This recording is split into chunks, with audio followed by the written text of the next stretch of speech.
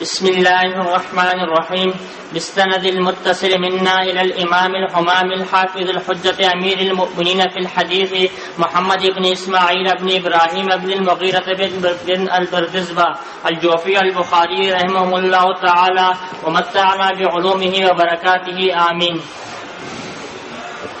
قال حدثنا مسلم بن إبراهيم قال حدثنا شعبة عن أبي إسحاق عن البراء رضي الله تعالى عنه وعنهم قال كان النبي صلى الله عليه وسلم ينقل التراب يوم الخندق حتى أغمر بطنه أو اغبر بطنه يقول والله لولا الله ما اهتدينا ولا تصدقنا ولا صلينا فأنزلا سكينة علينا وثبت الأقدام إن لاقينا إن الأولى قد بغوا علينا إذا أرادوا فتنة أبينا ورفع بها صوته أبينا.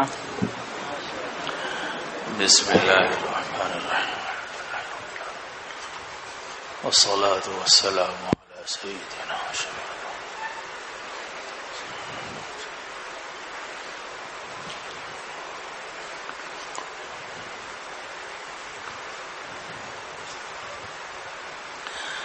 بات چل رہی ہے غزوہ خندق کی کہ نبی کریم صلی اللہ علیہ وسلم اور صحابہ رضوان اللہ اجمعین نے خندق کھودی اور 6 دن کے اندر 3.5 میل لمبی خندق کھودی گئی. تو اس سے متعلق ایک اور روایت کہ نبی کریم صلی اللہ علیہ وسلم مٹی منتقل کر رہے تھے خندق کے دن حتی اغمر بطنہ، یاد ہے کہ مٹی نے آپ کے پیٹ کو چھپا دیا. اگر اغمرہ ہو تو بطنہ ہو اور ضمیر راجع ہو جائے گی تراب کی طرف کہ مٹی نے آپ کے پیٹ کو چھپا دیا، یعنی اوپر کا جو کپڑا تھا وہ نہیں تھا، نیچے آپ نے کپڑا پہنا ہوا تھا اور مٹی اٹھانے کی وجہ سے جو جلد مبارک ہے، جسم مبارک، وہ بھی چھپ گیا تھا، مٹی تھی. اب اغبر بطنہ ہو، اگر اغبر ہو تو بطنہ فاعل ہو جائے گا کہ آپ کا پیٹ جو تھا غبار آلودہ تھا، یعنی مٹی اس کے اوپر لگی ہوئی تھی. اور آپ یہ کہہ رہے تھے واللہ لولا اللہ ما اهتدینا، اللہ کی قسم اگر اللہ نہ ہوتا تو ہم ہدایت یافتہ نہ ہوتے. ولا تصدقنا ولا صلینا، اور ہم صدقہ نہ کرتے، نماز نہ پڑھتے. فانزلا سکینۃ علینا، تو اے اللہ ہمارے اوپر سکینت نازل فرما. سکینت بڑی چیز ہے کہ آدمی پریشانی کے وقت میں بہت زیادہ پریشان نہ ہو، پرسکون رہے. یہ بڑی نعمت ہے اللہ سبحانہ و تعالی کی. پریشانی تو ہر ایک پہ آتی ہے، مسلمانوں پہ بھی آتی ہے، کافر پہ بھی آتی ہے، لیکن اللہ تعالیٰ مسلمانوں کو سکینت عطا فرما دیتے ہیں. تو فانزل اللہ سکینتہ علیہ وایدہ بجنود لم تروها، قرآن مجید میں جگہ جگہ سکینت کا ذکر ہے. پرسکون رہنا یہ بڑی نعمت ہے اللہ سبحانہ و تعالی کی، اور بے چین رہنا یہ بڑی خراب بات ہے. تو آپ نے دعا کی کہ یا اللہ اپنی سکینت ہمارے اوپر نازل فرما. وثبت الاقدام ان لاقینا، اور جب ہمارا کافروں سے مقابلہ ہو تو ہمارے قدموں کو جمع کر رکھیے. ان الاولی قد بغوا علینا، بے شک ان لوگوں نے ہمارے اوپر بغاوت کر دی ہے، ان لوگوں نے ہمارے اوپر بغاوت کی ہے، حملہ کیا ہے. اذا ارادوا فتنة ابینا، جب یہ فتنے کا ارادہ کریں گے تو ہم نے انکار، جب انہوں نے فتنے کا ارادہ کیا ہم نے انکار کیا، یا جب یہ فتنے کا ارادہ کریں گے ہم انکار کریں گے. اور فتنے سے مراد ہے شرک، یعنی یہ ہم سے توحید ختم کروانا چاہتے ہیں، دوبارہ بت پرستی اور شرک میں مبتلا کرنا چاہتے ہیں. تو اذا ارادوا فتنة، جب یہ لوگ فتنے کا ارادہ کریں گے یا کیا، ابینا ابینا، آپ آواز بلند کر دیتے تھے ابینا ابینا، کہ ہم انکار کرتے ہیں، یعنی ہم شرک میں مبتلا نہیں ہوں گے، توحید نہیں چھوڑیں گے. تو ابینا ابینا کا جو آخری کلمہ ہے اس سے آپ اپنی آواز بلند کرتے تھے. معلوم ہے کہ محنت مشقت کے کام میں آدمی اگر اشعار پڑھے اور خوش ہو کر کام کرتا رہے تو یہ سنت نبویہ اور سنت صحابہ کے عین مطابق ہے رضی اللہ عنہ اجمعین. ویسے بھی اشعار پڑھنا جائز ہے، اور ترمذی میں اور دوسری جگہوں میں آپ پڑھیں گے کہ ایک رات میں آپ نے امیہ ابن ابی سلط کے 100 اشعار سنے ایک ہی رات میں. سفر تھا, آپ نے کہا سناؤ کچھ, تو سنایا, پھر سنایا, پھر سنا ہی آپ نے اور سناؤ, تو یہاں تک کہ 100 اشعار سنے آپ نے. اور آپ کی مجلس میں حسان ابن ثابت رضی اللہ عنہ ممبر پر بیٹھتے تھے یا ممبر پر کھڑے ہوتے تھے اور پھر اشعار سناتے تھے جو انہوں نے مدح کے اندر یا مشرکین مکہ کی حجب میں کہے ہوتے تھے. چلو جی. نام سمیع الرحمان ہے.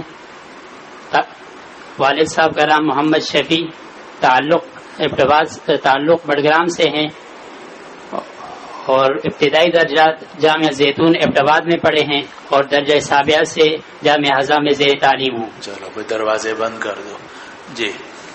بسم اللہ الرحمن الرحیم. وبه قال حدثنا وبالسند المتصل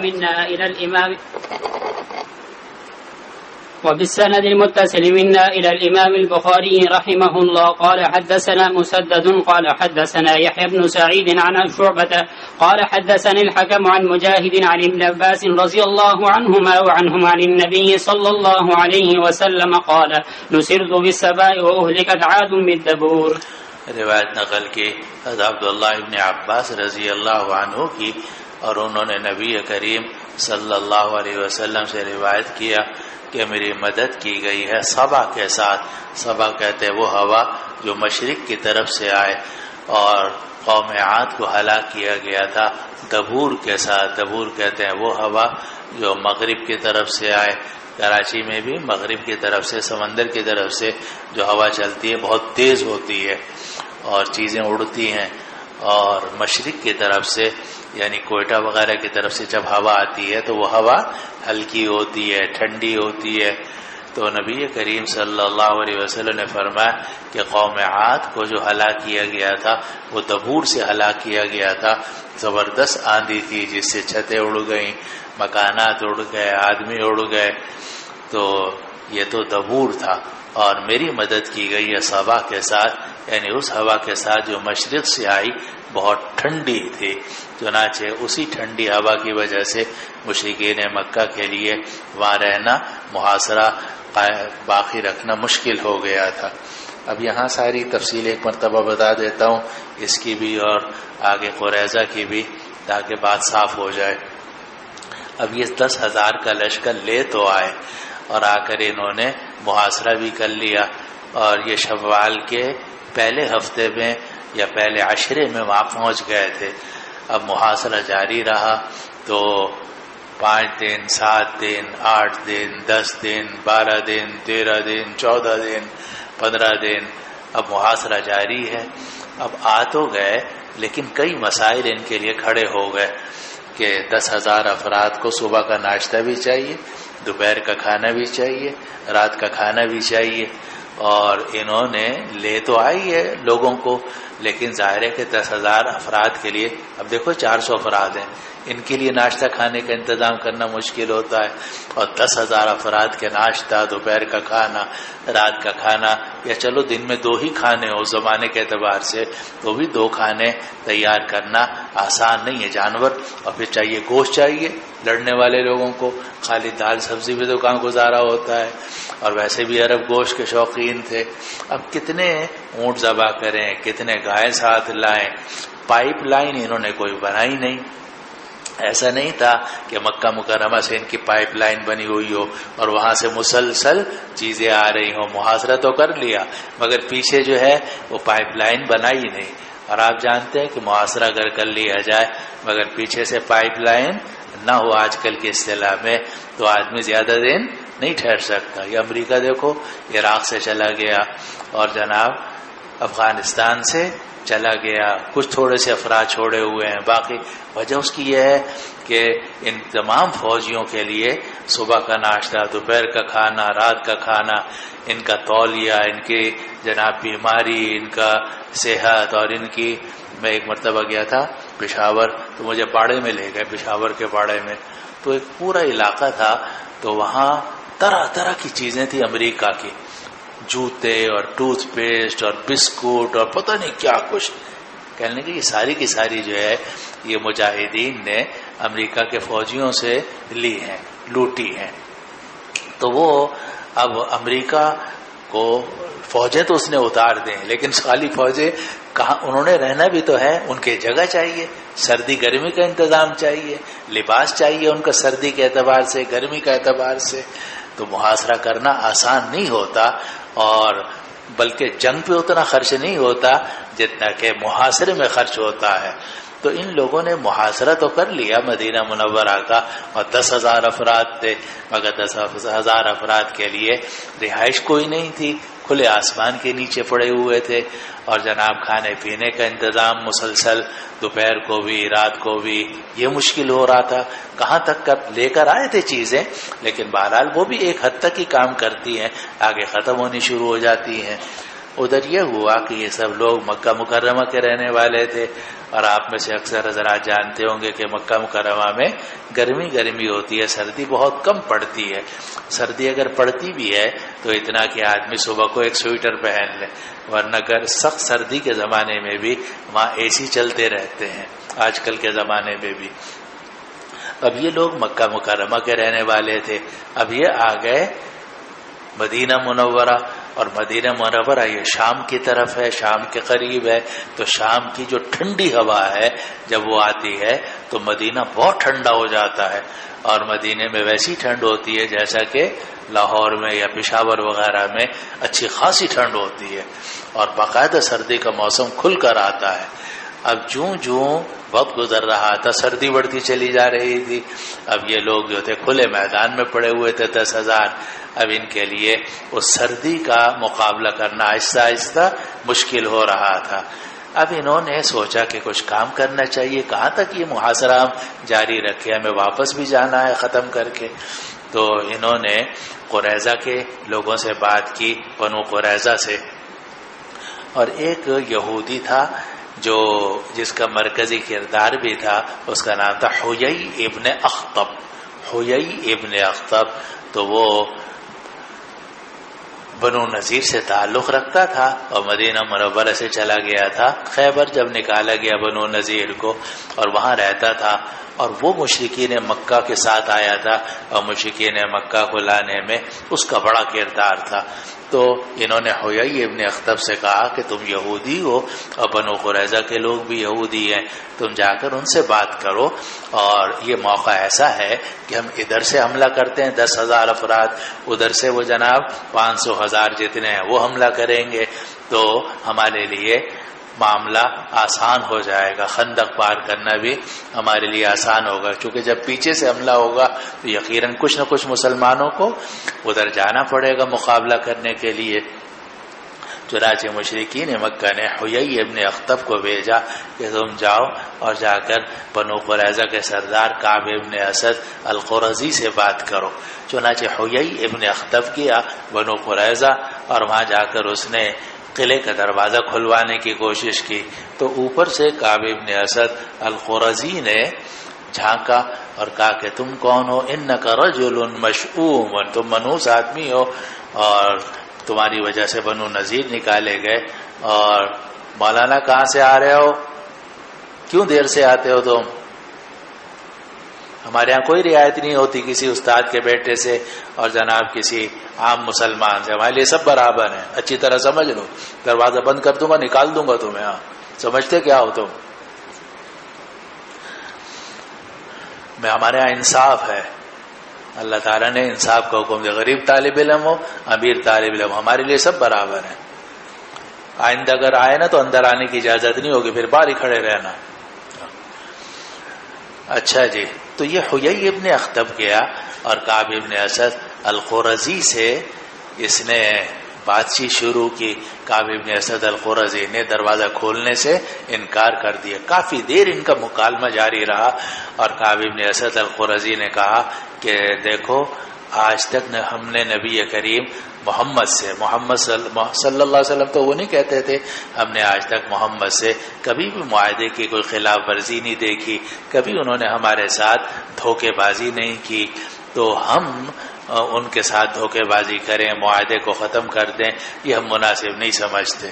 لیکن حیی ابن اخطب اصرار کرتا رہا کہ تم مجھے اندر تو آنے دو، اور پھر کہنے لگا کہ اصل میں تم مجھے کھانا نہیں کھلانا چاہتے، کنجوس ہو گئے ہو، کھانا کھلانے میں کیا حرج ہے۔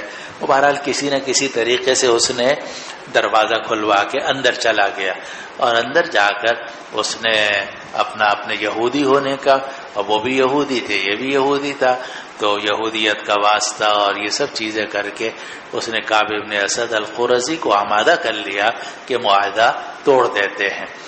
تو کعب ابن اسد القرظی نے کہا کہ اگر کوئی دوسری صورت ہوئی تو تم تو چلے جاؤ گے، ہم تو مارے جائیں گے یہاں، کیونکہ ہماری تعداد تو مسلمانوں سے بہت کم ہے۔ اس نے کہا نہیں، میں تمہارے ساتھ ہی رہوں گا، تمہارے اسی قلعے کے اندر۔ چنانچہ جب ان کو اطمینان ہو گیا کہ حیی ابن اخطب ہمارے ہی قلعے کے اندر رہے گا، تو انہوں نے کہا کہ ٹھیک ہے، ہم معاہدہ توڑتے ہیں حضور صلی اللہ علیہ وسلم سے۔ ادھر مشرکین مکہ کو بھی اطلاع ہو گئی کہ حیی ابن اخطب چلا گیا ہے اور اس نے جا کر بات کر لی ہے۔ ادھر نبی کریم صلی اللہ علیہ وسلم کو اطلاع ملی کہ جناب وہ حیی ابن اخطب وہاں پہنچا ہے اور وہاں گفتگو ہو رہی ہے، آپ کو ڈر ہوا کہ جناب کوئی معاملہ خراب نہ ہو، تو آپ نے 4 حضرات کو بھیجا جو صحابہ میں سے تھے، انصار تھے، سعد ابن معاذ جو اوس کے سردار تھے، سعد ابن عبادہ جو خزرج کے سردار تھے، اور خوات ابن جبیر، اور ایک غالباً عبداللہ ابن رواحہ رضی اللہ عنہ، تھوڑا سا مجھے شک ہے۔ بہرحال 4 بڑے سردار تھے بنو اوس کے اور بنو خزرج کے، تو ان سب کو بھیجا کہ تم جاؤ اور جا کر بات کرو کہ آخر کیا معاملہ ہے۔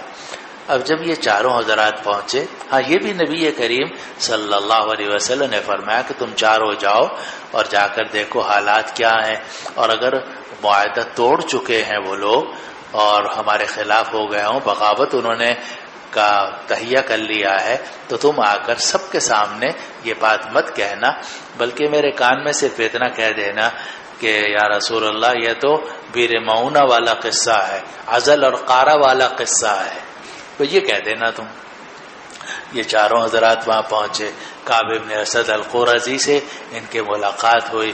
کعب ابن اسد القرظی جب بات ہوئی، انہوں نے کہا کہ بھئی دیکھو اتنے طویل عرصے سے ہمارے اور تمہارے درمیان معاہدہ ہے۔ کہا کون سا معاہدہ؟ کوئی معاہدہ نہیں، صاف انکار۔ کہا کہ محمد صلی اللہ علیہ وسلم نے تمہارے ساتھ معاہدہ کیا ہے۔ کہا کون ہے محمد؟ ہم نہیں جانتے کسی محمد کو۔ اس طرح کی انہوں نے باتیں کی، تو یہ 4 حضرات حیرانی سے دیکھتے رہے اس کو، کعب بن اسد القرظی کو۔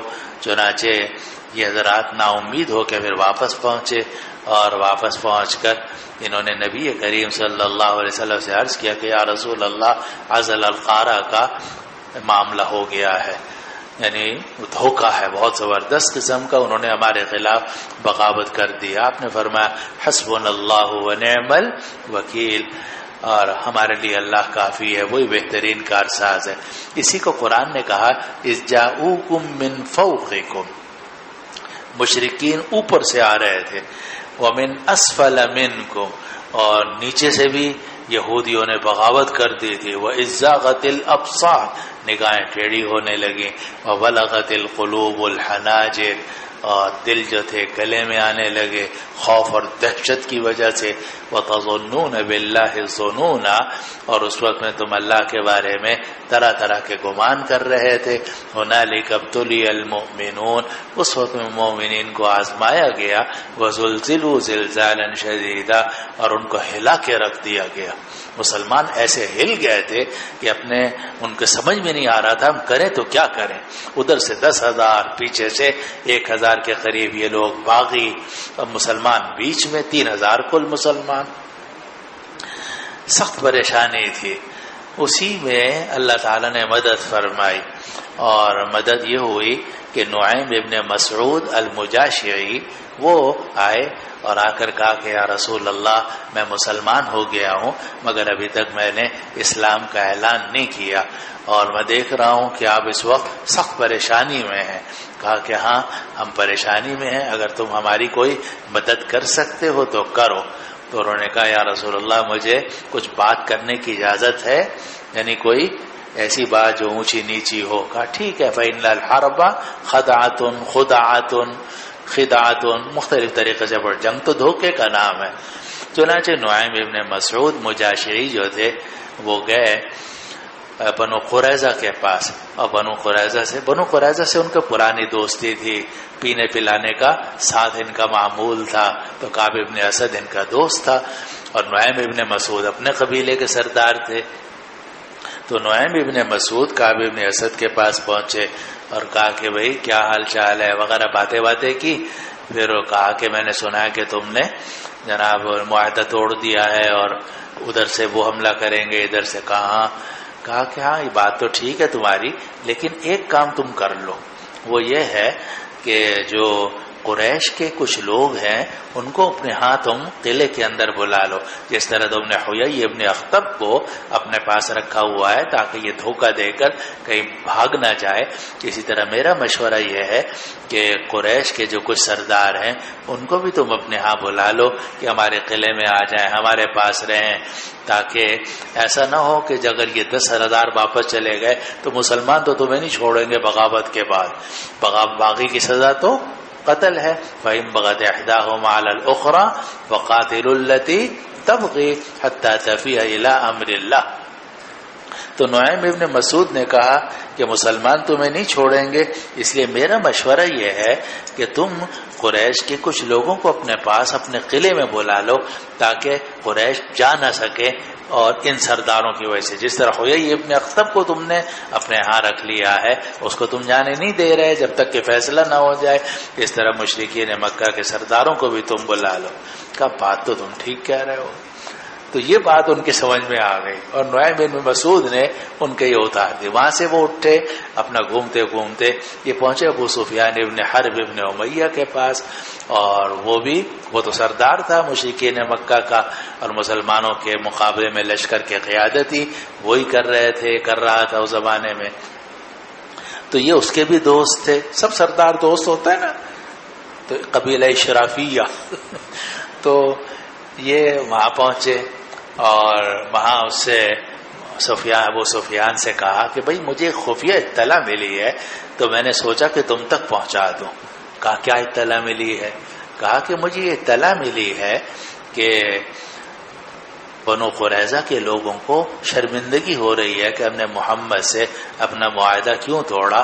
تو انہوں نے محمد کو یہ پیغام بھیجا ہے کہ ہم دوبارہ معاہدہ قائم کرنے کے لیے تیار ہیں، اور ہم یہ پیشکش کرتے ہیں کہ ہم کچھ مشرکین مکہ کے سرداروں کو پکڑ کر آپ کے حوالے کر دیں تاکہ آپ ان کو اپنے قابو میں کر لیں، قتل کر دیں، تاکہ آپ کو ہماری سچائی پر اور ہمارے بات کی سچائی پر اطمینان ہو جائے. کہا مجھے اطلاع ملی ہے، اس لیے میرا مشورہ یہ ہے کہ بنو قریظہ کے لوگ اگر تم سے یہ کہیں کہ سرداروں کو بھیج دو تو مت جانا کوئی، اس لیے کہ وہ پکڑ کے تمہیں محمد کے حوالے کر دیں گے. ابو سفیان نے کہا تم کیا کہہ رہے ہو؟ کہا میں تمہیں صحیح بات کہہ رہا ہوں، مانتے ہو مانو، نہیں مانتے تو تم دیکھ لینا.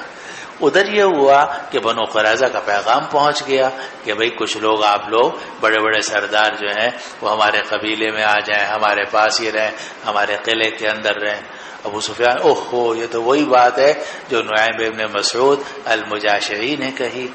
تو اس نے کہا یہ نہیں ہو سکتا، اور اس نے صاف انکار کر دیا. ادھر انہوں نے بھی انکار کر دیا کہ جب یہ نہیں ہو رہا تو پھر ہم بھی نہیں ہٹتے. اب ادھر مسئلہ یہ تھا کہ ایک طرف سردی بڑھتی چلی جا رہی ہے، اور سردی میں باہر پڑے رہنا مولانا 10,000 افراد کا کوئی کھیل نہیں ہوتا، جبکہ سخت سردی پڑ رہی ہو، شام کی ہوا چل رہی ہو. تو ایک تو یہ کھانے پینے کی قلت ہو رہی تھی، پائپ لائن کوئی نہیں تھی. تیسرا یہ کہ شوال کا بالکل آخر آ گیا تھا، اور شوال کے ساتھ ہی شروع ہو رہا تھا ذوالقعدہ، اور ذوالقعدہ اشہر حرم میں سے ہے، اور تمام مشرکین مکہ اور تمام مسلمان اشہر حرم کا احترام کرتے تھے، اور ذوالقعدہ، ذی الحجہ، محرم اور رجب کے اندر قتال نہیں کرتے تھے. تو اب ان کو فکر یہ تھی کہ اگر ذوالقعدہ شروع ہو گیا تو اس کا مطلب یہ کہ ذوالقعدہ، ذوالحجہ اور محرم 3 مہینے ہم یہاں پڑے رہیں سردی میں، کیسے ممکن ہے؟ ہمیں تو جو کام کرنا ہے انہی شوال کے آخری 3-4 دنوں میں کرنا. شوال کا بالکل اینڈ ہو گیا تھا، آخری ہو گیا تھا.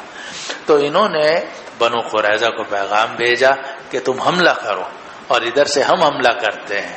تو انہوں نے کہا ہم کیسے حملہ کرتے، کل تو ہفتے کا دن ہے، ہفتے کے دن تو ہمارے یہاں حملہ ویسے ہی حرام ہے. کہا کہ ہفتے کا دن جو ہے وہ حرام ہے، مگر یہ کہ ہمیں تو واپس جانا ہے، آگے اتوار پیر کو ذوالقعدہ شروع ہو جائے گا، چاند نظر آ جائے گا. خیر اب یہ ادھر جناب ایسا ہوا، اللہ تعالیٰ نے یہ دوسری مدد فرمائی کہ جناب ٹھنڈی ہوا چلی، ایسی برفانی ہوا. اور ایک عام تو برفانی ہوا ہوتی ہے، وہ برفانی ہوا آندھی والی تھی، اور اتنی آندھی والی تھی کہ جو دیگچیاں تھیں وہ الٹنے لگیں اور خیموں کی تنابیں کھلنے لگیں. اور اسی میں وہ بڑا عجیب واقعہ پیش آیا حضرت حذیفہ ابن الیمان رضی اللہ عنہ کا، کہ حضرت حذیفہ ابن الیمان سے بہت عرصے کے بعد ایک نوجوان نے کہا کہ آپ بڑے خوش قسمت ہیں کہ آپ نے نبی کریم صلی اللہ علیہ وسلم کی زیارت کی. اگر ہم آپ کے زمانے میں ہوتے تو ہم نبی کریم صلی اللہ علیہ وسلم کو زمین پر نہ چلنے دیتے، کندھوں پہ اٹھا کے رکھتے. حذیفہ ابن الیمان نے دیکھا، فرمایا کہ ہاں بھتیجے، اس طرح کی باتیں کرنا تو آسان ہے، لیکن میں تمہیں اپنا واقعہ سناتا ہوں. پھر حضرت حذیفہ نے واقعہ سنایا کہ خندق کے موقع پر جب بنو قریظہ نے بھی بغاوت کر دی، سخت برفانی رات تھی اور تیز ہوا چل رہی تھی. نبی کریم صلی اللہ علیہ وسلم نے فرمایا کون ہے جو مشرکین مکہ کے لشکر میں جائے، خندق کو پار کر کے مشرکین مکہ کے لشکر میں جائے اور جا کر دیکھے کہ وہاں کیا صورتحال ہے. تو کوئی کھڑا نہیں ہوا. پھر آپ نے فرمایا کہ جو آدمی جائے گا وہ جنت میں حضرت ابراہیم علیہ السلام کا رفیق ہوگا. تو حضرت حذیفہ ابن الیمان فرماتے کوئی کھڑا نہیں ہوا.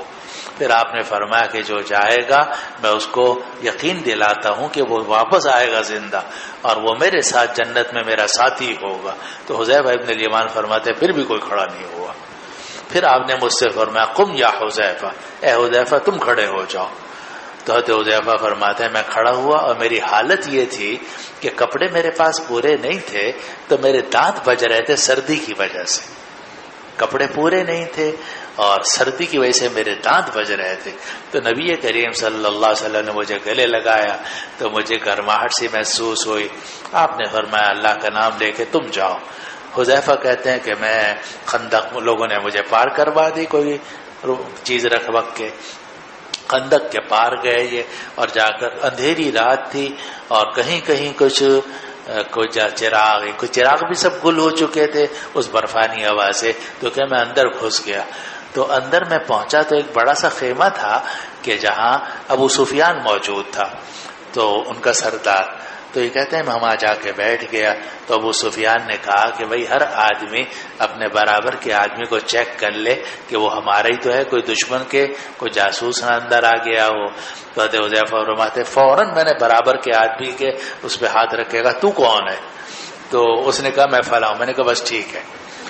تو کہتے ہیں کہ اس کے بعد ابو سفیان نے کھڑے ہو کے تقریر کی اور کہا کہ ہمیں اتنا عرصہ ہو گیا ہے یہاں 15-20 دن، اور اب ہمارے لیے مزید قیام کرنا ممکن نہیں رہا کیونکہ ہمارے پاس کھانے پینے کا سامان ختم ہو رہا ہے. ادھر بنو قریظہ کے لوگ جو ہیں وہ ٹال مٹول کر رہے ہیں، کبھی کہتے ہیں ہفتے کا دن ہے، کبھی کہتے ہیں کہ سرداروں کو بھیجو. ادھر ہوا ایسی ہے کہ ہمارے لیے کوئی نہ آگ جل رہی ہے اور سخت سردی تھی. تو یہ کہتے ہیں میں تو جا رہا ہوں، اب جس نے رہنا ہے رہے، میں تو جا رہا ہوں واپس. چنانچہ ابو سفیان جو تھے وہ سوار ہوئے اپنی اونٹنی پر یا گھوڑے پر اور کہا کہ میں تو جا رہا ہوں. یہ وہاں سے چلے، واپس پہنچے نبی کریم صلی اللہ علیہ وسلم کے پاس. تو نبی کریم صلی اللہ علیہ وسلم اس وقت میں تہجد پڑھ رہے تھے، کھڑے ہوئے تھے. تو یہ جا کے ان کے قدموں میں بیٹھ گئے. آپ نے اپنی چادر ان کے اوپر ڈال دی. سردی تھی جب کبا رہے تھے. تو کہتے ہیں میں اسی میں میری آنکھ لگ گئی. تھوڑی دیر میں آپ نے فرمایا قم یا نعمان، اے سونے والے آدمی ذرا کھڑا ہو، بتا کیا ہوا. خیر انہوں نے پھر ساری بات بتائی. نبی کریم صلی اللہ علیہ وسلم نے اللہ تعالیٰ کا شکر ادا کیا. اس طریقے سے یہ سارے کے سارے. پھر اس کے بعد جب یہ سب لوگ چلے گئے، مشرکین مکہ 10,000 کا لشکر، آپ واپس مدینہ جانے لگے. جبریل علیہ السلام آ گئے اور کہا کہ کہاں جا رہے ہیں؟ کہا مدینہ. کہا نہیں، آپ نے وہاں جانا ہے، بنو قریظہ. چنانچہ جبریل علیہ السلام کے کہنے پر آپ تمام صحابہ کو لے کر بنو قریظہ کی طرف روانہ ہوئے، اور آپ نے صحابہ سے کہا لا یصلین احد العصر الا فی بنی قریظہ، کوئی آدمی عصر کی نماز راستے میں نہ پڑھے، تیزی سے جاؤ اور جا کر ان کا محاصرہ کرو تاکہ وہ ان کو موقع نہ ملے. چنانچہ سب صحابہ بہت تیزی سے روانہ ہوئے، اور بعض مغرب کے بعد وہاں پہنچے، بعض مغرب کے بعد پہنچے. بہرحال پہنچ کے وہاں انہوں نے محاصرہ کر لیا. محاصرہ کافی دن جاری رہا. اندر کعب ابن اسد القرظی بھی تھا، حیی ابن اخطب بھی تھا. جب محاصرہ کافی دن جاری رہا، اس کے بعد انہوں نے اندازہ کیا کہ کچھ ہمارے بچنے، کیونکہ ان کا بھی یہی تھا محاصرے میں کہ وہ چاروں طرف سے جب بند ہو گیا تو باہر سے کھیت تو ان کے پاس نہیں تھے، باغ جو تھے وہ بھی باہر تھے، اندر صرف مکانات ہی تھے قلعے کے اندر. تو وہ پھر ان کے لیے بھی مسائل کھڑے ہونے شروع ہو گئے کہ جناب کھانا پانی اور غذا وغیرہ کے. تو انہوں نے کعب بن اسد نے اپنے تمام لوگوں کو جمع کیا اور کہا میں 3 چیزیں تمہارے سامنے رکھتا ہوں، ان 3 میں سے کوئی ایک کام کر لو. یا تو یہ ہے کہ ہم سب مسلمان ہو جاتے ہیں، کیونکہ مجھے ایسا لگتا ہے کہ محمد حق پر ہے اور یہ نبی یہ برحق ہے. تو لوگوں نے کہا یہ کیسے ہو سکتا ہے کہ ساری عمر اب یہودی رہے، اب ہم مسلمان ہو جائیں، یہ تمہاری تجویز صحیح نہیں ہے. کافی دوسری تجویز میری یہ ہے کہ جناب ہفتے کا دن ہے اور ہفتے کے دن حملہ کریں. مسلمان یہ سمجھیں گے کہ ہفتے کے دن حملہ نہیں کریں گے، لیکن ہم اپنے مذہب کی خلاف ورزی کر کے ہفتے کے دن حملہ کر دیں تو شاید کامیاب ہو جائیں. یہودیوں نے کہا یہ کیسے ہو سکتا ہے کہ جناب ہم اپنے مذہب کے صریح حکم کی خلاف ورزی کریں، کیونکہ یہودی بہرحال ہوتے مذہبی ہیں. یہودی جو ہے نا اپنے مذہب کے پکے ہوتے ہیں، اپنے تعلیمات پہ عمل کرتے ہیں. انہوں نے کہا یہ نہیں ہو سکتا کہ ہم ہفتے کے دن حملہ کریں. پھر تیسری تجویز یہ ہے کہ تم اپنے ہاتھوں سے اپنے بیوی بچوں کو قتل کر دو، پھر اس کے بعد باہر نکل کر مقابلہ کرو، تم بھی شہید ہو جاؤ. اور کہا لو اگر بیوی بچوں کو ہم قتل کر دیں گے تو ہمارے زندہ رہنے کا فائدہ ہی کیا ہوگا؟ ہم تو زندہ ہیں اپنے بیوی بچوں کی وجہ سے. تو اس لیے یہ بھی تیسری تجویز تمہاری قبول نہیں ہے. کعب ابن اسد نے کہا بس ٹھیک ہے پھر صلح کر لیتے ہیں. تو پھر انہوں نے پیغام بھیجا نبی کریم صلی اللہ علیہ وسلم کو کہ ہم بات چیت کرنا چاہتے ہیں ابو لبابہ سے. تو ابو لبابہ جو تھے ان کا بہت آنا جانا تھا. نبی کریم صلی اللہ علیہ وسلم نے ابو لبابہ کو وہاں بھیج دیا. ابو لبابہ کو جب لوگوں نے دیکھا سب جمع ہو گئے، عورتیں بچے رونے لگے. اور تو ابو لبابہ سے انہوں نے پوچھا کہ تمہارا کیا خیال ہے اگر ہم صلح کر لیں، یعنی ہم قلعے کا دروازہ کھول دیں اور اپنے آپ کو محمد کے سپرد کر دیں صلی اللہ علیہ وسلم، تو ہمارے ساتھ کیا معاملہ ہوگا؟ تو ابو لبابہ نے کہا، یعنی اس طریقے سے انہوں نے اشارہ کیا کہ قتل کیے جاؤ گے تم لوگ. لیکن ابو لبابہ نے یہ اشارہ تو کر دیا، لیکن اس کے بعد ان کو شدید ندامت ہوئی کہ میں نے نبی کریم صلی اللہ علیہ وسلم کی آپ نے تو حکم نہیں دیا تھا کہ میں نے اپنی طرف سے کیوں بات کہی. چنانچہ یہ وہاں سے اٹھے اور جا کر مسجد نبوی میں ایک ستون سے اپنے آپ کو باندھ لیا اور کہا کہ اس وقت تک میں یہاں بندہ رہوں گا جب تک کہ میری توبہ کا حکم نازل نہ ہو جائے. نبی کریم صلی اللہ علیہ وسلم کو جب اطلاع ہوئی آپ نے فرمائی اگر میرے پاس آ جاتے تو میں اللہ تعالیٰ سے ان کے لیے استغفار کر دیتا، لیکن اب انہوں نے تو ڈائریکٹ اللہ تعالیٰ سے ہی اپنا معاملہ کر لیا ہے تو اب یہ بندے رہے. چنانچہ یہ وہاں بندے رہے. ان کی بیوی آ کر کچھ کھانا دیتی تھی اور وضو وغیرہ کرا دیتی تھی، نماز پڑھ لیتے تھے، یہ کچھ کھا لیتے تھے، پھر باندھ دیتی تھی ان کو. اسی سے وہ مشہور ہے وہاں استوانہ ابی لبابہ. اگر آپ ستون دیکھیں ایک ستون پہ لکھا ہوا ہے استوانہ ابی لبابہ، اس کو استوانہ تو توبہ بھی کہا جاتا ہے. تو وہاں بندے رہے. پھر اللہ تعالیٰ نے ان کی توبہ کا حکم نازل کر دیا، پھر ان کو کھولا گیا. خیر اس کے بعد جب وہ بنو قریظہ کے لوگ جو تھے وہ نیچے اتر آئے، یعنی انہوں نے قلعے کا دروازہ کھول دیا، تو انہوں نے یہ کہا کہ آپ ہمارے بارے میں خود فیصلہ نہ کیجئے، بلکہ قبیلہ اوس کے لوگوں کو آپ موقع دیجئے کہ وہ ہمارے بارے میں فیصلہ کریں. کیونکہ اس سے پہلے بنو قینقاع اور بنو نذیر کے بارے میں جو فیصلہ ہوا تھا وہ فیصلہ کیا تھا قبیلہ خزرج کے سردار عبداللہ ابن ابی رئیس المنافقین نے، اور آپ نے عبداللہ ابن ابی کو فیصلے کا اختیار دے دیا تھا کہ تم جو فیصلہ کرو گے میں مان لوں گا اس کو. چنانچہ عبداللہ ابن ابی نے یہ فیصلہ کیا تھا کہ یہ دونوں قبیلے یہاں سے چلے جائیں، یہ قبیلہ ایک ایک کر کے یہ قبیلے چلے جائیں اور ایک اونٹ پر جتنا سامان لے جا سکتے ہیں لے جائیں. لیکن ان کی جان بچ گئی تھی.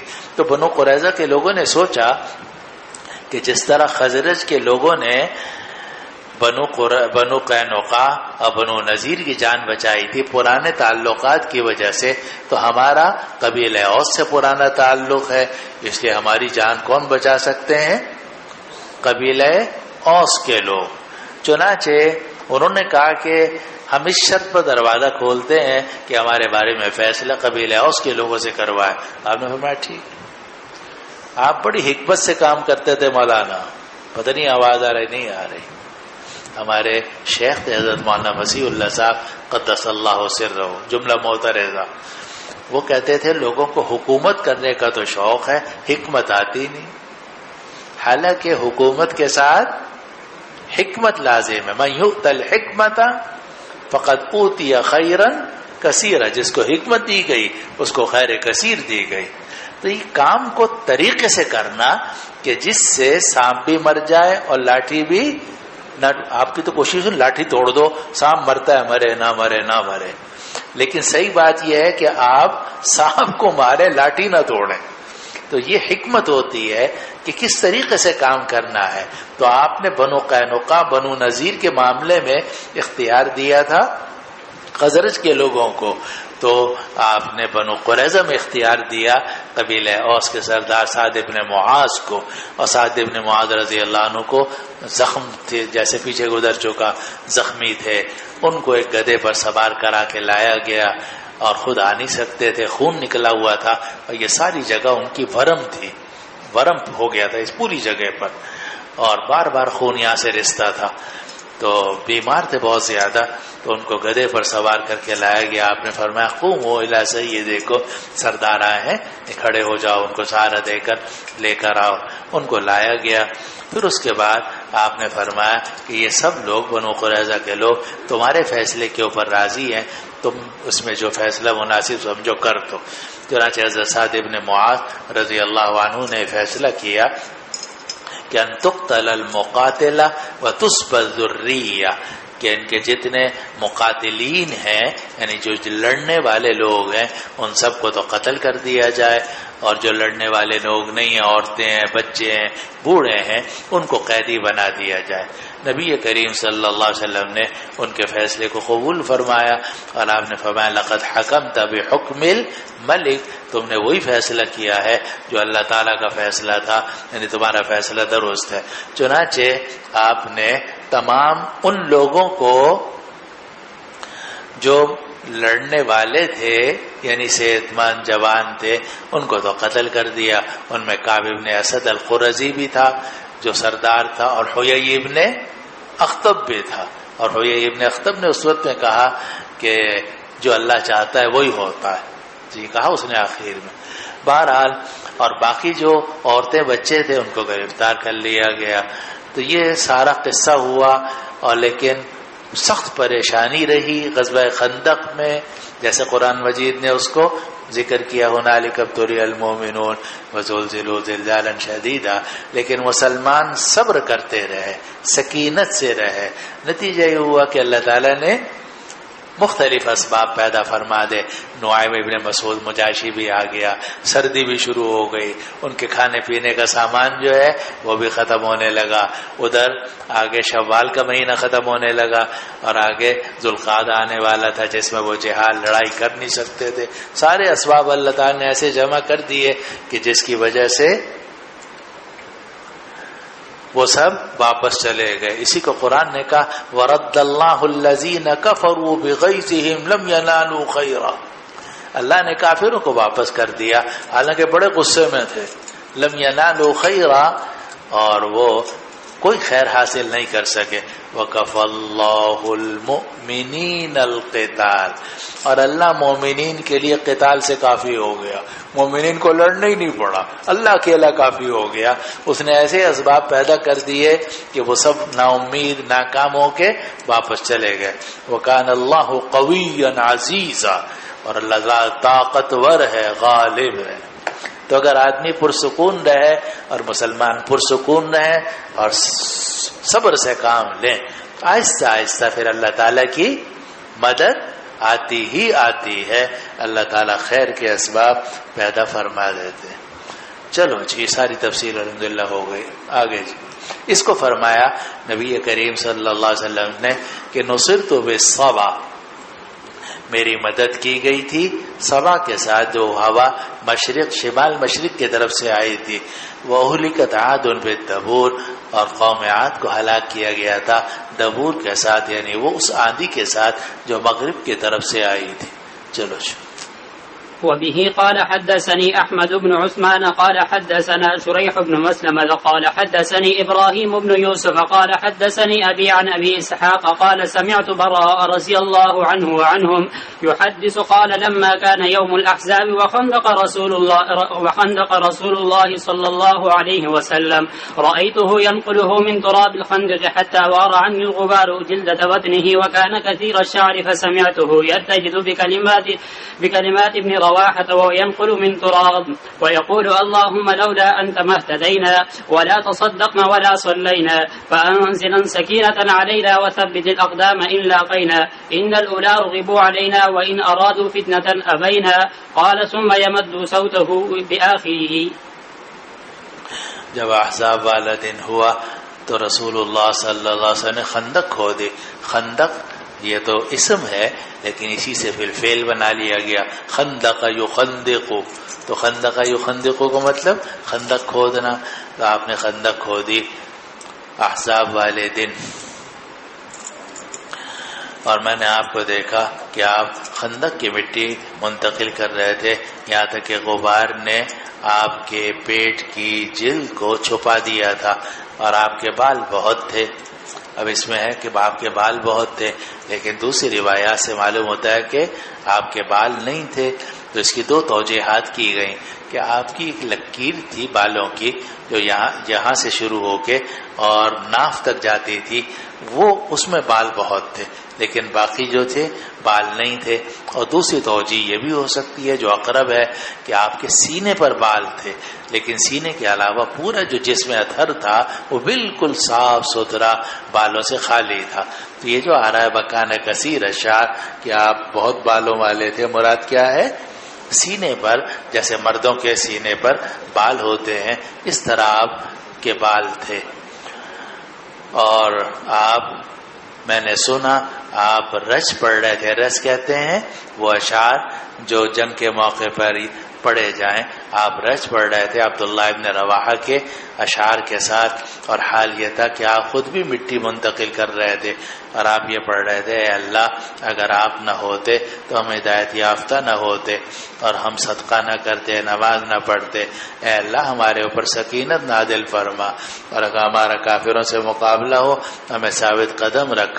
بے شک ان لوگوں نے ہمارے اوپر حملہ کیا. رغبوا علینا، آپ جانتے ہیں کہ رغبہ کا صلہ اگر الہ آ جائے تو رغبت کرنا، وَإِلَىٰ رَبِّكَ فَارْغَب، اور اگر عن آ جائے تو معنی ہوتے ہیں اعراض کرنا.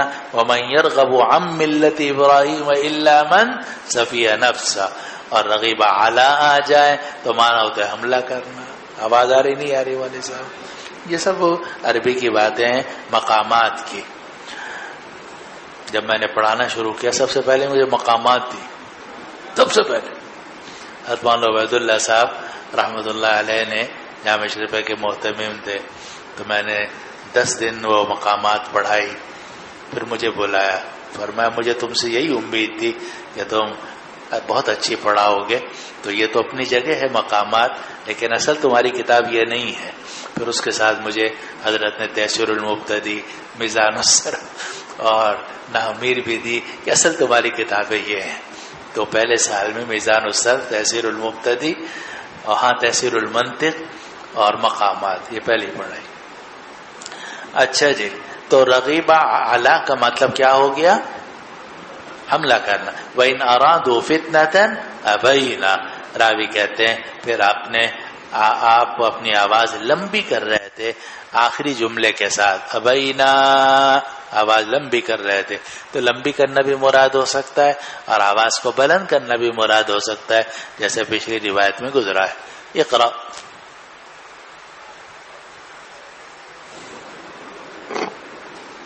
وبه قال حدثني عبدة بن عبد الله قال حدثنا عبد الصمد عن عبد الرحمن وهو ابن عبد الله بن دينار عن أبيه رضي الله عنه وعنهما رضي الله عنه آگے آئے گا. ابھی یہ سب رحمهم اللہ تعالی ہے. عن أبيه أن ابن عمر رضي الله عنهما وعنهم قال أول يوم شهدت يوم الخندق. یہ بات پیچھے گزر چکی کہ احد والے دن عبداللہ ابن عمر کو پیش کیا گیا، مگر ان کی عمر 14 سال تھی، یعنی 14واں سال شروع ہوا تھا، اس لیے ان کو جہاد میں شریک ہونے کی اجازت نہیں ملی. البتہ پہلی جو جنگ جس میں وہ باقاعدہ مجاہد کے طور پر شریک ہوئے وہ غزوۃ الاحزاب یعنی غزوہ خندق تھا. چلو جی. وبه قال حدثني إبراهيم بن موسى قال أخبرنا هشام عن معمر عن الزهري عن سالم عن ابن عمر رضي الله عنهما وعنهم قال وأخبرني ابن طاووس عن إكرمة بن خالد عن ابن عمر رضي الله عنهما وعنهم قال دخلت على حفصة ونوساتها تنطف فقلت كان من أمر الناس ما ترين فلم يجعل لي من الأمر شيء فقالت الحق فإنهم ينتظرونك وأخشى أن يكون في احتباسك عنهم فرقة فلم تدع حتى ذهبوا فلما تفرق الناس خطب معاوية قال من كان يريد أن يتكلم في هذا الأمر فليتلع لنا قرنه فلنحن أحق به منه ومن أبيه. قال حبيب بن مسلمة فهل أجبته؟ قال عبد الله فحللت حبوتي وهممت أن أقول أحق بهذا الأمر منك ومن قاتلك وأباك على الإسلام فخشيت أن أقول كلمة تفرق بين الجميع وتسفك الدم ويحمل عني غير ذلك فذكرت ما أعد الله في الجنان. قال حبيب حفظت وعصمت قال حبيب حفظت وعصمت قال محمود عن عبد الرزاق ونوساتها. روایت نقل کی عبداللہ ابن عمر رضی اللہ عنہ سے کہ میں حفصہ کے پاس گیا. حفصہ ان کی بہن تھی، سگی بہن. میں اپنی بہن حضرت حفصہ کے پاس گیا. ونوساتها تنطف، اور ان کے گیسوؤں سے پانی ٹپک رہا تھا، یعنی غسل کر کے باہر آئی تھی تو بالوں سے پانی ٹپک رہا تھا. میں نے اپنی بہن سے کہا کہ لوگوں کا وہ معاملہ ہے جو تم دیکھ رہی ہو اور مجھے اس مشورے میں شریک نہیں کیا گیا. تو حفصہ نے کہا کہ تم چلے جاؤ، اور کیونکہ لوگ تمہارا انتظار کریں گے اور مجھے ڈر ہے کہ اگر تم ان سے رکے رہو گے تو اس سے افتراق پیدا ہوگا. پھر حضرت حفصہ نے عبداللہ ابن عمر کو نہیں چھوڑا یہاں تک کہ عبداللہ ابن عمر چلے گئے. پھر جب لوگ بکھر گئے تو حضرت معاویہ رضی اللہ عنہ نے خطبہ دیا اور یہ فرمایا کہ جو آدمی اس خلافت کے معاملے میں بات کرنا چاہتا ہے تو وہ اپنا سینگ بلند کرے، ہم اس سے اور اس کے باپ سے اس خلافت کے زیادہ مستحق ہیں. حبیب ابن مسلمہ کہتے ہیں کہ میں نے عبداللہ ابن عمر سے کہا کہ آپ نے حضرت معاویہ رضی اللہ عنہ کی بات کا جواب نہیں دیا. تو عبداللہ ابن عمر نے فرمایا کہ میں نے اپنی چادر کھول دی تھی اور میں نے ارادہ کیا تھا کہ میں یہ جملہ کہوں کہ اس خلافت کا زیادہ مستحق وہ شخص ہے، وہ لوگ ہیں کہ جنہوں نے تم سے اور تمہارے باپ سے قتال کیا تھا اسلام پر. لیکن مجھے ڈر ہوا کہ میں کوئی ایسی بات کہہ دوں گا کہ جس سے اس مجمع میں پھر تفریق ہو جائے گی اور اس بات سے خون بہنے لگیں گے، اور جو میرا مقصد نہیں ہے اس کے علاوہ پر اس کو محمول کر لیا جائے گا. تو مجھے وہ ساری نعمتیں یاد آ گئیں جو اللہ تعالیٰ نے جنت میں میرے لیے تیار کر لی ہیں. حبیب ابن مسلمہ فرماتے ہیں کہ آپ محفوظ رہے اور آپ کو بچا لیا گیا۔ محمود نے عبد الرزاق سے یہ بات نقل کی کہ یہ لفظ جو ہے یہ نوساتھا ہے اور نسواتھا نہیں ہے۔ پس منظر اس کا یہ ہے کہ بہت یہ بات کی بات ہے کہ جب حضرت علی اور حضرت معاویہ رضی اللہ عنہما کے درمیان جنگ جمل ہوئی، جنگ صفین ہوئی، ادھر بھی مسلمان ادھر بھی مسلمان، اس کے بعد حضرت علی رضی اللہ عنہ کی شہادت ہو گئی۔ حضرت علی رضی اللہ عنہ کی شہادت کے بعد خلافت آ گئی حضرت حسن ابن علی رضی اللہ عنہ کے پاس۔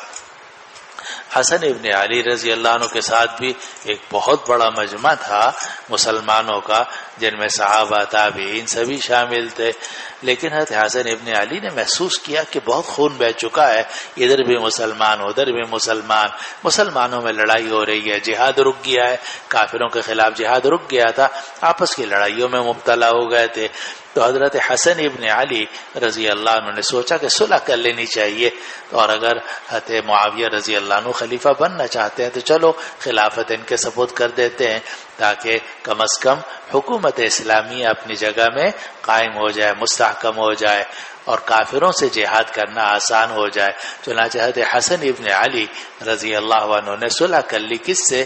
حضرت معاویہ رضی اللہ عنہ سے، اور خلافت سے دستبردار ہو گئے، اور خلافت سپرد ہو گئی حضرت معاویہ رضی اللہ عنہ کے۔ تو حضرت معاویہ رضی اللہ عنہ یہ اس وقت میں خلیفہ برحق بن گئے۔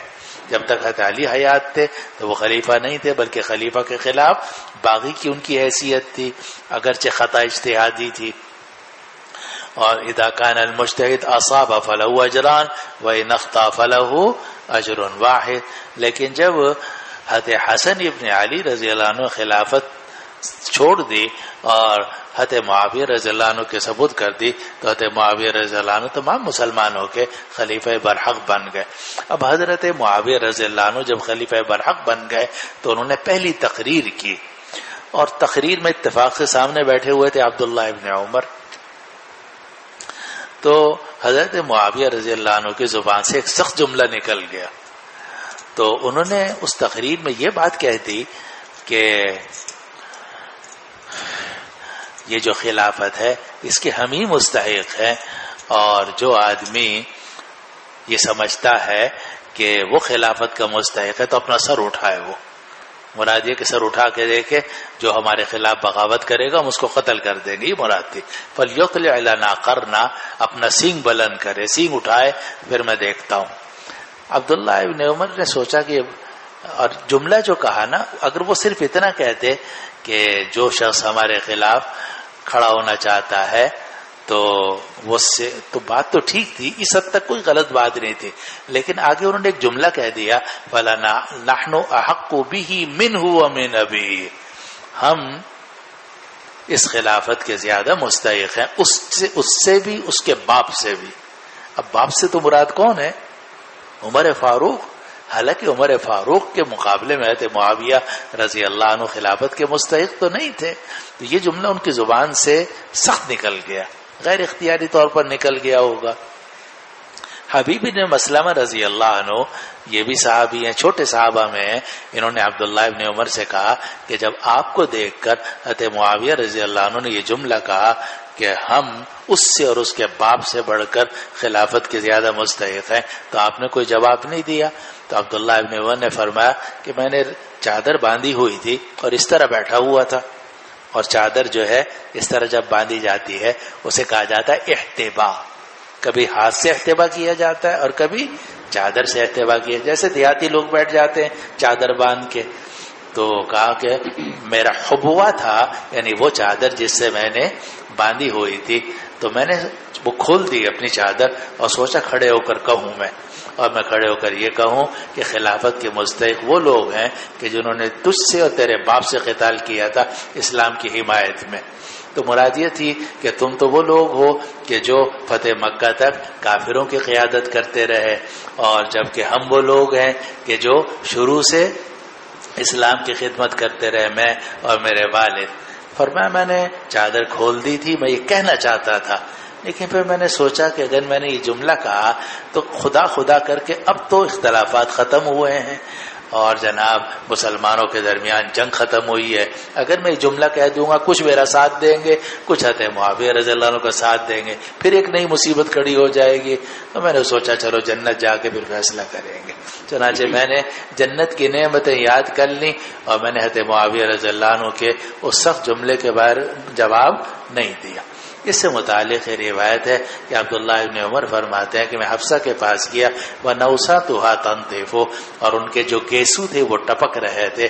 میں نے کہا کہ لوگوں کا وہ معاملہ ہے جو تم دیکھ رہی ہو. فَلَمْ يُجْعَلْ لِي مِنَ الْأَمْرِ شَيْءٌ, یا امر سے مراد ہے مشورہ, کہ مجھے اس مشورے میں شریک نہیں کیا گیا. عبداللہ ابن عمر کو تھوڑی سی یہ ناراضگی تھی کہ اتنا اہم معاملہ ہے خلافت کا, تو بہتر یہ تھا کہ بڑے بڑے حضرات کو اس میں شریک کیا جاتا. اور ظاہر ہے کہ عبداللہ ابن عمر اس زمانے میں بڑے ہو چکے تھے. تو اور ویسے بھی شاید آپ کو معلوم ہو کہ جب حضرت عمر فاروق رضی اللہ عنہ کی شہادت ہونے لگی تو انہوں نے 7 افراد پر ایک کمیٹی بنائی تھی کہ ان میں سے کسی کو خلیفہ بنایا جائے. لیکن یہ کہا تھا کہ 7ویں جو ہیں وہ عبداللہ ابن عمر ہیں, لیکن عبداللہ ابن عمر کو خلیفہ نہیں بنانا.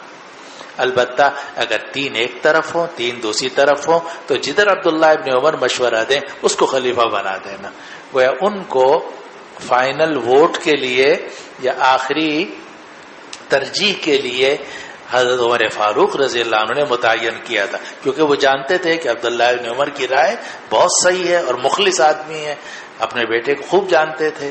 تو عبداللہ ابن عمر کو حضرت عمر فاروق رضی اللہ عنہ نے مجلس شورا میں داخل کیا تھا اور یہ کہا تھا کہ اگر آپس میں اختلاف ہو جائے, فیصلہ نہ ہو رہا ہو, 3 لوگ کہیں کہ فلاں کو خلیفہ بناؤ, 3 فلاں کو, تو جدھر عبداللہ ابن عمر کا ووٹ ہوگا اس کو بنا دینا. تو یہ تو عمر فاروق, اور بعد میں پھر ان لوگوں نے عمر فاروق کو مشورے میں شریک نہیں کیا. تو ان کو تھوڑا سا خیال ہوا, انہوں نے حفصہ سے کہا کہ بہن اس طریقے سے بالکل میرا دل کھٹا ہو گیا, میں تو آ گیا ہوں. کہا کہ نہیں, تم اگر یہاں رہو گے تو لوگ سمجھیں گے کہ شاید تم اس صلح میں شریک نہیں ہو, اور اب تو صلح ہو رہی ہے خدا خدا کر کے, تمہیں چاہیے کہ تم اس صلح میں جا کر بیٹھ جاؤ تاکہ لوگوں کو یہ خیال نہ ہو کہ تم صلح کے خلاف ہو یا اپنی علیحدہ سے 1.5 اینٹ کی مسجد بنانا چاہتے ہو یا خود خلافت کے دعوے دار ہو. اس لیے حضرت حفصہ نے عبداللہ ابن عمر کو نہیں چھوڑا اور کہا جاؤ. چنانچہ راوی کہتے ہیں فقالت الحق, تو حضرت حفصہ فرمانے لگیں تم چلے جاؤ, فإنهم ينتظرون, کیونکہ سب تمہارا انتظار کر رہے ہیں, اور مجھے ڈر ہے فی احتباسک عنہم فرقۃ, کہ اگر تم ان سے رکے رہے تو اس سے افتراق پیدا ہوگا. فلم تدعہ, اور حضرت حفصہ نے حضرت عبداللہ ابن عمر کو نہیں چھوڑا حتی ذهب, یہاں تک کہ عبداللہ ابن عمر چلے گئے. کہاں چلے گئے؟ جہاں صلح ہو رہی تھی. پھر جب لوگ بکھر گئے, بکھر سے کیسے مراد یہ ہے کہ صلح ہو گئی اور خلافت حسن ابن علی خلافت سے دستبردار ہو گئے, اور حضرت معاویہ رضی اللہ عنہ کو اس وقت میں خلیفہ برحق بنا دیا گیا. تو حضرت معاویہ رضی اللہ عنہ نے خطبہ دیا. خطبے میں اور بھی بہت سارے باتیں انہوں نے کہیں, لیکن یہ جملہ بھی کہہ دیا کہ من کان یرید ان یتکلم فی ھذا الامر, کہ جو آدمی اس خلافت کے معاملے میں کوئی بات کرنا چاہتا ہے فلیطلع لنا قرنا, تو وہ اپنا سینگ بلند کرے ہمارے سامنے. قرن کہتے ہیں سینگ کو, اور یہاں یہ جیسے جانور سینگ مارتا ہے تو یہاں سینگ سے سینگ مراد نہیں ہے, سر مراد ہے کہ وہ سر اٹھا کے بات کرے. اور پھر آگے جو جملہ کا وہ سخت تھا, انہوں نے یہ جملہ کہا فَلَنَحْنُ أَحَقُّ بِهِ مِنْهُ وَمِنْ أَبِيهِ, کیونکہ ہم اس خلافت کے زیادہ مستحق ہیں اس سے بھی اور اس کے باپ سے بھی. اگر منہ فرماتے تو بھی ٹھیک تھا, فَلَنَحْنُ أَحَقُّ بِهِ منہ بھی فرماتے تو بھی ٹھیک تھا. لیکن حضرت معاویہ رضی اللہ عنہ سے خطابت کے جوش میں یا اس میں یہ جملہ بھی آگے نکل گیا کہ ہم اس سے اور اس کے باپ سے. تو باپ سے تو بات کہاں چلی گئی؟ عمر فاروق تک بات چلی گئی. عمر فاروق تو بلا شبہ سب کے نزدیک امیر المومنین تھے اور اپنے زمانے میں خلیفہ برحق تھے. تو یہ کہنا کہ ان کے مقابلے میں ہم زیادہ مستحق تھے, یہ بات تو خطرناک ہو گئی. حبیب بن مسلمہ نے فرمایا فَأَلَّا أَجَبْتَهُ, عبداللہ ابن عمر سے کہ آپ نے حضرت معاویہ رضی اللہ عنہ کی بات کا جواب نہیں دیا. تو عبداللہ ابن عمر نے فرمایا فحللت حبوتی، میں نے اپنی چادر کھول دی تھی. حبوہ کہتے ہیں اس چادر سے جس سے احتبا کیا ہوا ہو، اور میں نے ارادہ کیا تھا کہ میں یہ کہوں کہ اس خلافت کا تجھ سے بھی بڑھ کر زیادہ مستحق وہ آدمی ہے کہ جس نے تجھ سے بھی قتال کیا، تیرے باپ سے بھی قتال کیا اسلام پر. یعنی تم لوگ تو احد میں بھی ہمارے مقابلے میں تھے، اور خندق میں بھی ہمارے مقابلے میں تھے، اور صلح حدیبیہ میں بھی تم ہمارے مقابلے میں تھے، اور فتح مکہ تک تم ہمارا مقابلہ کرتے رہے. تو خلافت کے مستحق وہ لوگ ہوں گے جنہوں نے تم سے قتال کیا، یا تم ہوگے جو مسلمانوں سے قتال کرتے رہے. یہ مطلب تھا. لیکن آگے فرماتے ہیں فخشیت ان اقول کلمۃ، لیکن مجھے ڈر ہوا کہ میں ایک ایسی بات کہہ دوں گا تفرق بین الجمیع جو اس مجمع میں تفریق پیدا کر دے گی، تسفک الدم اور خون بہا دے گی، ویحمل عنی غیر ذلک اور مجھ سے کسی اور چیز پر اس کو محمول کر لیا جائے گا. لوگ سمجھیں گے کہ عبداللہ ابن عمر خلیفہ بننا چاہتے، حالانکہ عبداللہ ابن عمر خلیفہ بننا نہیں چاہتے تھے. جب عثمان غنی کی شہادت ہوئی لوگ پیچھے پیچھے تھے، عبداللہ ابن عمر آگے آگے تھے. لوگ کہتے تھے آپ خلیفہ بن جائیے، ہم آپ کے ہاتھ میں بیعت کرتے ہیں.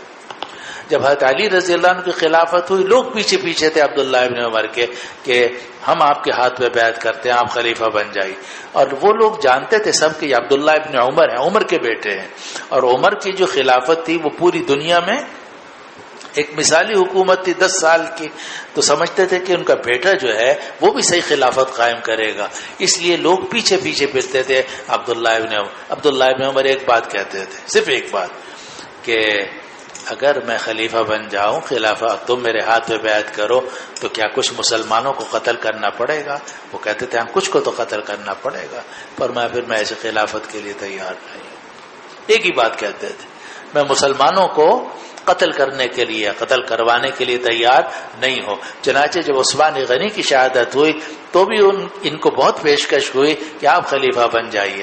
جب علی مرتضیٰ کی شہادت ہوئی تو بھی ان کو پیشکش ہوئی. بعد میں بھی مسلسل لوگ ان سے کہتے تھے کہ آپ خلافت کا دعویٰ کیجئے.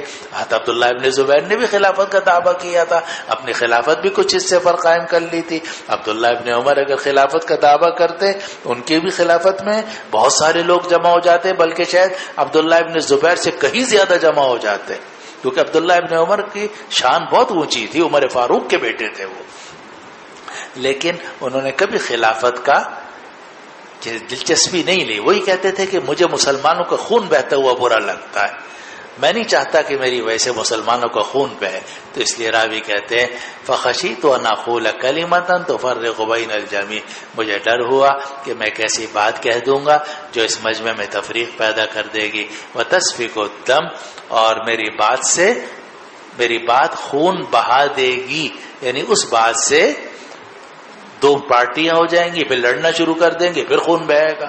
وَيُحْمَلُ عَنِّي غَيْرُ ذَلِكَ اور میرے اس جواب کو اس کے علاوہ کسی بات پر محمول کیا جائے گا. یعنی میرا جواب اگرچہ سچا ہوگا مگر لوگ یہ سمجھیں گے کہ عبداللہ ابن عمر خلیفہ بننا چاہتے ہیں، حالانکہ میں تو خلیفہ بننا نہیں چاہتا.